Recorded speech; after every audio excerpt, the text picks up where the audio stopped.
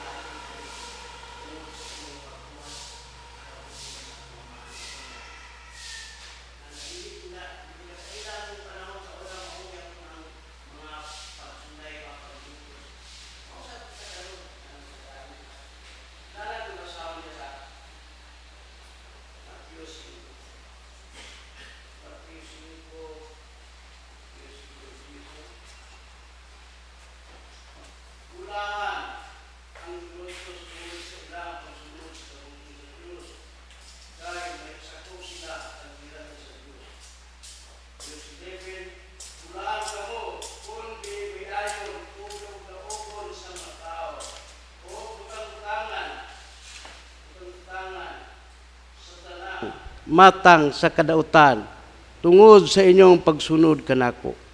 Paglipay o pagmaya kamo kay dako ang ganti nga gitagana alang kaninyo dito sa langit.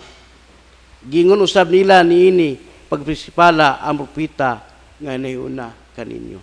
At tinumduman nga bulahan kita nga diha sa atong pagsunod sa atong kabuton, sa atong amahan, sa pagbuhat, sa iyang pabuhat kanato diya sa matag adlaw na bisan to daan na ang mga paglutos, dili magid nato malikaya na. Kamato sa atong gingon sa atong obispo, datong naging Domingo, sama sa atong Ginoong Kristo nga ang mga tao sa ilang lungsod wala gimutuo. Kay munang gingon nga ang ilang una-una o kasing-kasing sirado kandado. Na yung mga tao, labi na gyud siya gingon na sa atong obispo nga labi na ang isgutan na bitaw ang imong educational background bitaw dako kag impact gid ang mga igsoon. Educational background nimo, asa ka graduate, unsa nahuman nimo sa imong pag-eskwela, na ba kay theology o kanang seminaryo. Mo man kuan gid mugir mo banda sa imo kay ngano gud ang ikaw ikaminusan ka Manila sa imong pagbuhat, sila labi na kay ilang naman ay kinsa ka magsangyaw-sangyaw sa pulong. Elementary karaana ba? May ana ng mga tao ba? Kinsa ka man nagkuan ka nagunghong kanimo ang balang Espiritu Santo. Munang gingon nato nga katong diabetes yun, bitaw nga gospel nato katong Matthew 5. Importante ang mapabsanon. Ngano god? Kung tao ka nga mapabsanon, diha ang Dios magpamuhat kanimo. Kay ngano god, nagsalig man ta sa iyang grasya kung mapabsanon ta humble. Kung garboso ta, wala na ta kinahanglan og grasya ang mga tawo nga garboso. Wala na kinahanglan og grasya kay ngano god, sirado na ilang hunahuna nila. Wala na Dios nga magpamuhat sa ilang kinabuhi. At himatong hinumduman, padayon ta, kana ko basahon sa kung kana. Dili tay pasinati sa Ginoo og mga problema kung kabalo siya nga dili nato kaya ug sa tanang kalisod anaa siya magtabang kanato. Hinumduman kinato na. Sa atong ebanghelyo, ipasidaan ni Kristo ang iyang mga apostol sa mga umaabot nga kalisod sa ilang misyon, pandili sila pasagdan. Gipadala sila nga sama sa mga karnero ngadto sa mapanon sa mga lubo nga kinahanglan nga magmaigmat sama sa bitin ug malumo sama sa salampati. Hinumduman nato ang karnero buutan. Ang mananap ng karnero buutan gini mga kano. Mosa kita sa atong pagkuan nila pagsangyaw sa ating sa iyang pulong. Ato gingon nga nay mga tao po nga sa di pa ka mahuman musulti ang mga tao mo kuan nga mo agi iyo. Nauban nga dakpon man kanila. Gusto sila nga dili kanila patiwason sa imong pagsulti may tungod sa pulong kay ngano god sa ingon na sirado kandado naman lang kasing-kasing. Pero ingon ayaw ko dakpon kamo, tukbon kamo. Nangingon na niyo, magmaigmat nagpasabot nga abtik ug malamon malumo nagpasabot nga iyano.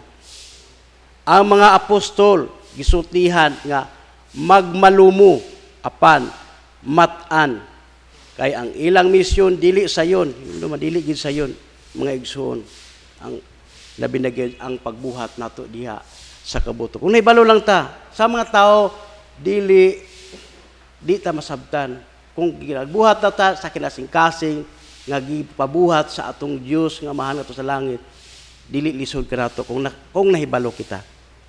Kita gihapon dapat malumo apan magmaigmat kanunay sa mabutang nga wala ta kabalo kun makaayo nato o dili no.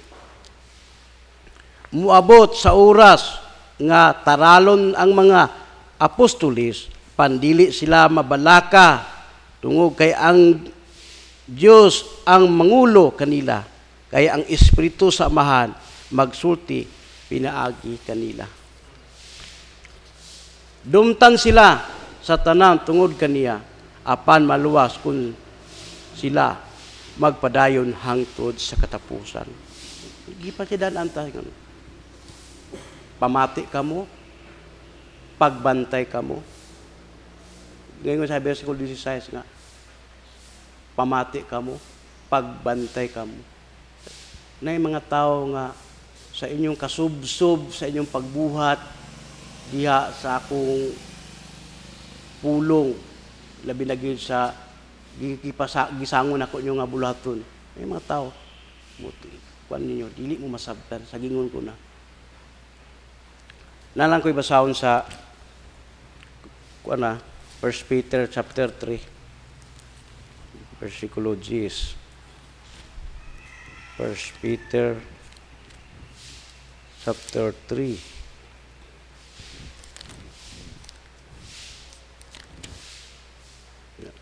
Versikulo 10. Kay ang kasulatan nagingon, ang buot mupahimulos sa kinabuhi ug mangandoy ug adlaw mapalipayon kinahanglan nga magsulti nga dili magsultig daotan ug dili mamakak. Kinahanglan likayan niya ang daotan ug buhaton ang matarom. Kinahanglan nga pangitaon niya ang pakigdait ug paningkamutan niya ang pagkabut niini. Verse 12, kay ang Ginoo nagtan-aw sa matarong ug kanunay namati sa ilang mga pag-ampo. Apan talikdan niya kadtong nagbuhat og dautan. kinsa may magpasipala kaninyo kung kamo madasigon sa pagbuhat sa matarong. Apan, kung pantuson kamo tungod sa inyong pagbuhat sa matarong, bulahan kamo. Numduman na to. Ingon nga itong ayaw kamo kahadlok sa mga tao o ayaw usab kamo kabalaka. Verse 15. Verse 15 ngayon. Pasuninggoy noon, si Kristo diha sa inyong makasing-kasing o gimua siya nga inyong Ginoo. Pangandam kamo kanunay, pagtubag kang bisan kinsa, nga magpagsipayod kaninyo may tungod sa inyong paglaom. Apan buhata kini sa kalumo o pagtahod. Versikulo 16, batuni ang hinlo nga konsensya aron kun bugal-bugalan kamo maulawan kadtong nagsaway sa inyong maayong pamatasan ingon nga sumusunod ni Kristo. Versikulo 17 nga nagingon, kay mas maayo pa ang pag-antos tungod sa pagbuhat sa matarong kay kun kini kabubuton man sa Dios kay sa pagbuhat sa dautan. Amen ba ta? Atong inumduman nga diha sa atong pagbuhat mapadayunon seryoso lang ta, ang walay rason nga ang Dios dili mamahimahimoon diha sa matag adlaw. Padayon ta, kita daghan ang malain kanato tungod kay balik-balik ang atong mga ginatudlo o makapura. Pandili ta magpaapikto niini o magpadayon kita sa pagsangyaw sa maayong balita.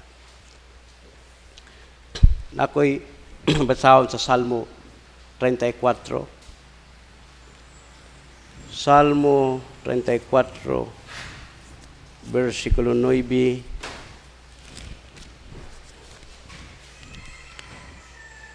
Nga nagingon, kamo piniling katawhan sa Ginoo, pasudunggi o kahadloki siya, kay ang may kahadlo kaniya dili gid makulangan sa ilang gikinahanglan. Sa katapusan, sa tanan nato nga mga butang nga atong pagabuhaton, tuguti ang Dios nga mugiya kanato diha sa matag adlaw sa atong pagbuhat kaniya.